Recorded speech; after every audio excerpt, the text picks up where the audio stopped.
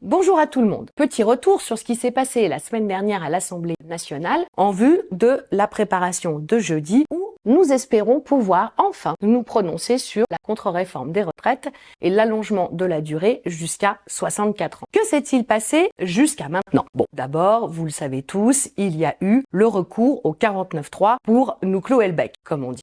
Grâce à LIOT, qui est un groupe qui rassemble à la fois des députés centristes et aussi des députés d'outre-mer, ils ont eu cette idée absolument lumineuse que de reproposer, de refaire une proposition de loi pour revenir à 62 ans et battre en brèche cette affaire de 64 ans. Nous sommes donc mercredi dernier et comme tous les mercredis ont lieu les commissions. A lieu la commission évidemment cruciale qui traite de ce sujet, qui est la commission Affaires sociales. D'abord, il faut que vous sachiez que les députés de droite, LR, ou les députés En Marche, les macronistes, ceux qui pouvaient paraître hésitants quant à la réforme, ont été remplacés par des aficionados, quoi qu'il en soit, de la contre-réforme et du gouvernement. Premier élément qui, sur un plan démocratique, est tout à fait interrogeant. Ils inventent les commissions à leur mesure. Les commissions, vous savez, c'est comme à l'entrée des discothèques, quand on dit qu'on veut pas des baskets, et ben là, à l'entrée de la commission Affaires sociales, il a été dit que tous ceux qui étaient contre cette contre-réforme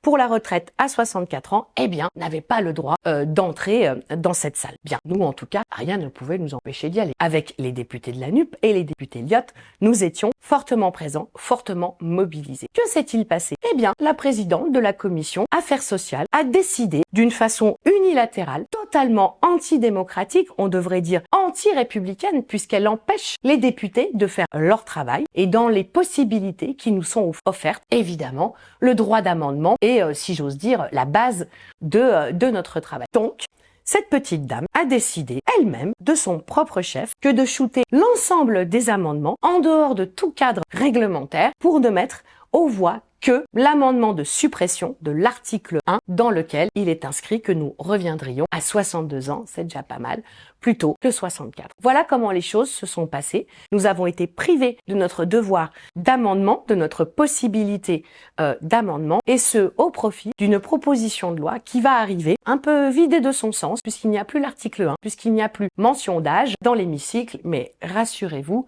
nous aussi nous savons faire, et jeudi sera bien débattu la question de l'âge du départ à la retraite, sauf si d'ici là, et ils ont beaucoup d'imagination, vous avez vu, le gouvernement trouve une nouvelle entourloupe pour nous empêcher de travailler. Mais il y a une chose qu'ils ne pourront pas empêcher, c'est la mobilisation de mardi dans toutes les rues de France. Alors quoi qu'il arrive, on y va. Merci à tout le monde.